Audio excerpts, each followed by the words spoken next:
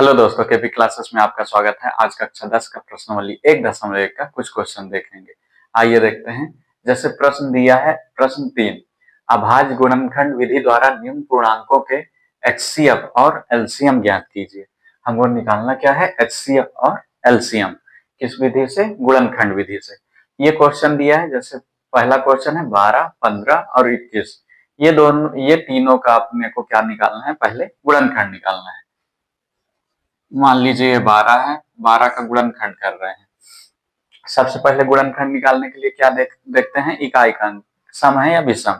इससे पहले भी मैं बता चुका हूं, अगर गुणनखंड हमको निकालना है तो क्या करना है? अभाज्य संख्या हमको पता होनी चाहिए। तो अभाज्य संख्या क्या है? 2 है, 3 है, 5 है, 7 है, 11 है, 13 है। इसी प्रकार ये क्रम को आगे बढ़ा लेंगे। अब 12 का हमको क्या करना है? गुणनखंड करना है। इकाई का अंक क्या है? 2 है, मतलब सम है। सम है मतलब स्टार्ट तो हमको 2 से ही करना है। सम है मतलब 2 से ही कटेगा, तो 2 ले लिए। 2 का पहाड़ा पढ़ेंगे हम कि 12 आ जाए। 2 छक्का 12। फिर ये भी 2 से ही जाएगा, 2 3 6। फिर ये 3 से जाएगा। अब 2 के क्रम को आगे बढ़ा लिए, उसके बाद क्या आएगा? 3 आएगा। अगर 3 से नहीं कटेगा तो फिर 5 से देखेंगे, फिर 7 से देखेंगे। ऐसे क्रम को आगे बढ़ाते जाएंगे। 12 का गुणनखंड अपना हो गया। इसी प्रकार 15 का कर लेते हैं। ये 15 लिख लिए। अब इसमें देखे इकाई का क्या है? विषम है, मतलब 2 से नहीं कटेगा। 2 से नहीं कटेगा तो किससे देखना है हमको? 3 से। 3 से देख लिए। 3 के पहाड़ा में 15 आता है क्या? 3 पचे 15। फिर 3 के पहाड़ा में 5 नहीं आ रहा, इसका मतलब ये 3 से नहीं कट रहा। 3 से नहीं कटेगा तो किससे देखेंगे? 5 से। फिर ये 5 से कर लिए। 5 एकम 5। ये भी विभाजित हो गया। इसी प्रकार 21 का भी गुणनखंड कर लेंगे। इकाई का अंक 1 है जो कि सम नहीं है, तो 2 से तो कटेगा नहीं। अब किससे देखना है हमको? 3 से देखना है। तो 3 का पहाड़ा पढ़े कि 21 आ जाए। 3 सते 21। फिर ये 7 से कट जाएगा। ये तो अपना क्या हो गया? गुणनखंड हो गया, विभाजित हो गया। अब हमको निकालना क्या है? निकालना है एचसीएफ और एलसीएम निकालना है। तो ये सब पहले गुणनखंड लिख लिए। 12 का क्या है? गुणनफल आया है 2 है, 2 और 3। इसी प्रकार 15 का भी गुणनखंड लिख लेंगे। 15 में है 3 गुणे 5। इसी प्रकार 21 का भी 21 में लिखे 3 गुणे 7। अब हमको निकालना क्या है? एचसीएफ। एचसीएफ निकालने के लिए ये मान लीजिए एचसीएफ निकाल रहे हैं। एचसीएफ निकालने के लिए जो इसमें गुणनफल आपस में मिल रहे हैं, मतलब जो कॉमन निकल रहा है, वो हमारा एचसीएफ कहलाता है। अब देखेंगे 12 के गुणनखंड में क्या है? 2 है, 2 है, 3 है। 15 में 3 5 और 21 के गुणनखंड में 3 और 7 है। तीनों में क्या मिल रहा है? ये 3 है, इसमें भी 3 है, इसमें भी 3 है। और क्या दूसरा कोई अंक मिल रहा है? नहीं मिल रहे हैं। तो ये 3 हो गया, ये 3 हो गया, ये 3 हो गया, मतलब ये तीनों के गुणनखंड में है 12, 15 और 21। तो उभयनिष्ठ क्या निकल रहा है? कॉमन क्या निकल रहा है? 3 निकल रहा है। तो अपना ये एलसीएम सॉरी एचसीएफ क्या होगा? 3 होगा। अभी एचसीएफ निकल गया। अभी अपने को निकालना क्या है? एलसीएम। तो ये एलसीएम लिख लिए। एलसीएम एलसीएम में जो मिलता है, जो कॉमन है उभयनिष्ठ, उसको तो लिखना ही है। फिर जो बच गए हैं वो सबको हमको लिखना है। कोई भी चीज छूटनी नहीं चाहिए। तो सबसे पहले 3 तो लिख लेंगे क्योंकि 3 सभी में मिल रहे हैं। अब पहले 12 का देख लिए। 12 में ये 3 लिख लिए, बचा क्या? ये 2 बचे, ये 2 लिख लेंगे। ये लिख लिए। 2 गुणे 2 लिख लिए। ये बचा था 2 और ये बचा था 2। 15 में इसी प्रकार हम 3 तो लिख चुके हैं। ये 3 लिख चुके हैं जो कॉमन निकला था। अब बचा क्या है इसमें? 5। तो ये 5 लिख लिए। 15 का भी हो गया। इसी प्रकार 21 में 3 कॉमन निकाल ही लिए, बचा क्या है? 7 है। तो ये 7 लिख लिए। ये एलसीएम आ गया। एलसीएम पूरा लिख लिए। 3 गुणे 2 गुणे 2 गुणे 5 गुणे 7। अब इनका आपस में क्या कर लेंगे? गुणा कर लेंगे। गुणा करने पे क्या है? जैसे 3 दूना 6, 6 दूना 12, 12 पंचे 60। 60 का गुणा क्या करेंगे? 7 में कर लेंगे। 60 का गुणा 7 में। 7 छंग 42 ये हो गया। और बगल में 0 है तो 0। ये अपना क्या हो गया, एलसीएम हो गया। इसी प्रकार एक और क्वेश्चन ले लिए, जैसे दूसरा क्वेश्चन है 17, 23 और 29। अब इसको भी हम क्या करेंगे, एचसीएफ और एलसीएम निकालना है। किस विधि से, गुणनखंड विधि से। तो सबका अलग अलग पहले क्या निकाल लेंगे हम, गुणनखंड। ये 17 पहले ले लिए। 17 क्या है, खुद अभाज्य संख्या है। जैसे ये क्रम बढ़ाएंगे 2, 3, 5, 7, 11, 13, फिर 13 के बाद क्या आ जाएगा, 17। ये अभाज्य गुणनखंड है, तो ये स्वयं से ही कटेगा। 17 एकम 17। आप अगर देखना चाहें तो देख सकते हैं, विषम है तो 2 से तो कटेगा नहीं, 3 से देख सकते हैं, मन में ही देखेंगे। 3 के पहाड़ा में 17 आता है क्या, नहीं आता। इसका मतलब 3 से नहीं कट रहा। 5 से देख लिए, 5 के पहाड़ा में भी 17 नहीं आएगा। इसी प्रकार 7 में, 11 में, 13 में ये नहीं आएगा, क्योंकि वो खुद अभाज्य संख्या है, तो वो 17 से ही कट गया।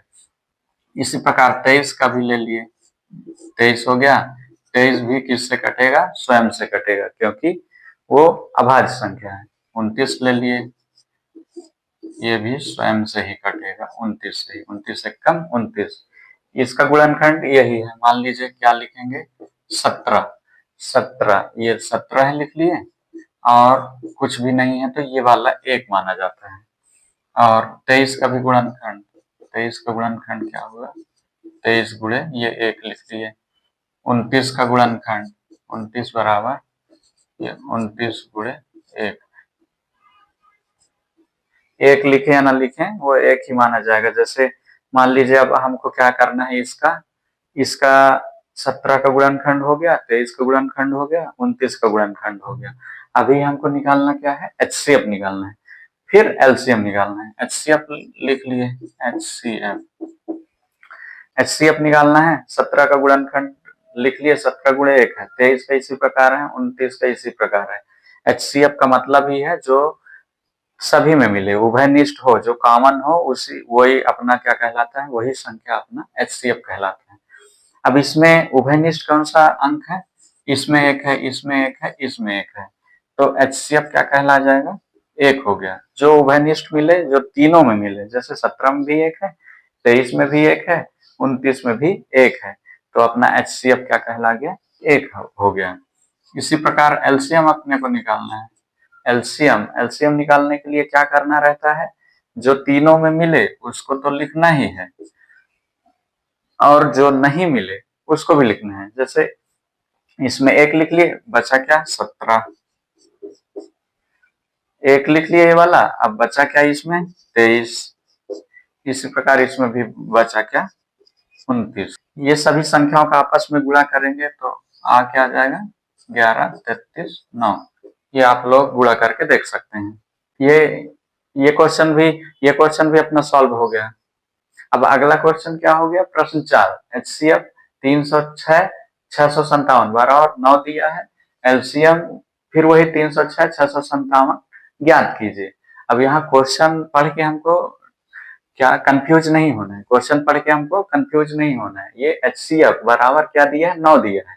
एचसीएफ बराबर क्या दिया है, 9 दिया है। अपने को क्या निकालना है, एलसीएम निकालना है।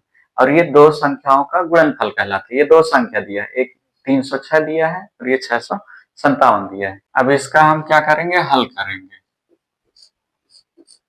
हल में एचसीएफ दिया है लिख लेंगे, दिया है एचसीएफ 306, 657 क्या दिया है, 9 दिया है। और एलसीएम 306, 657 ये अपने को क्या करना है, ज्ञात करना है। अब हम जानते हैं कि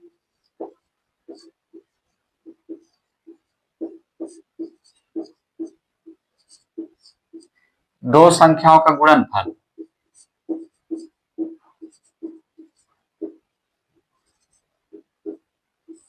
दो संख्याओं का गुणनफल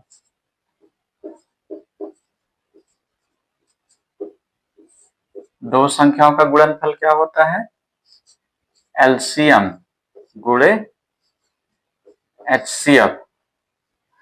दो संख्याओं का गुणनफल क्या होता है, एलसीएम गुणे एचसीएफ के बराबर होता है। अब यहाँ हमको देखना है दो संख्या क्या क्या दिया है, ये अपने को दो संख्या दिया है, एक 306 है और ये 657। तो दो संख्या लिख लिए, 306 गुणे क्या बोला है, गुणनफल बोला है, गुणनफल बोला है मतलब गुणा हो जाएगा। और दूसरी संख्या क्या दी गई है, 657। इसमें मान रख लिए बराबर, ये हो गया बराबर एलसीएम। एलसीएम क्या दिया है, एलसीएम हमको क्या करना है, ज्ञात करना है। तो एलसीएम के जगह में एलसीएम लिख लिए, ये गुणे एचसीएफ, ये एचसीएफ, एचसीएफ क्या दिया है अपने को, 9 दिया है, ये 9 हो गया। अब इसको सॉल्व कर लेंगे। ये मान लीजिए ये 306 है गुणे 657 बटे, ये एलसीएम गुणे 9 है, एलसीएम गुणे 9, तो 9 किस में, बटे में चला जाएगा, ये 9 चला गया, इधर बचा क्या है, एलसीएम। अपने को क्या निकालना है, एलसीएम निकालना है। अब ये विभाजित होगा तो विभाजित कर लेंगे। जैसे मान लीजिए 9 से क्या विभाजित हो, 9 दूनी 18, 9 त्रिक 27, इसमें क्या बचा, 3 बचा, 9 चौके 36, विभाजित हो जाएगा। जैसे इसको काट लिए, ये 9 दूनी 18, 9 त्रिक 27, 3 बार में 27 हो गया, 30 में 27 ही आया था अपना, तो 3 इसमें बचा, 3 बगल वाले को दे दिए, क्या हो गया, 36 हो गया, 9 चौके 36, ये 34 हो गया, 34 गुणे क्या कर लेंगे, 657, अपना एलसीएम कहला जाएगा। इसको सीधा लिख लिए, एलसीएम बराबर ये अपना, ये संख्या क्या है, 657 गुणे ये 34, गुणा कर लेंगे तो क्या आ जाएगा, 22, 33, 8। ये आप लोग गुणा करके देख सकते हैं, ये अपना क्या हो गया आंसर। वीडियो पसंद आए तो चैनल को सब्सक्राइब करें, लाइक करें, कमेंट्स करें और ज्यादा से ज्यादा अपने दोस्तों तक शेयर करें। Thank you.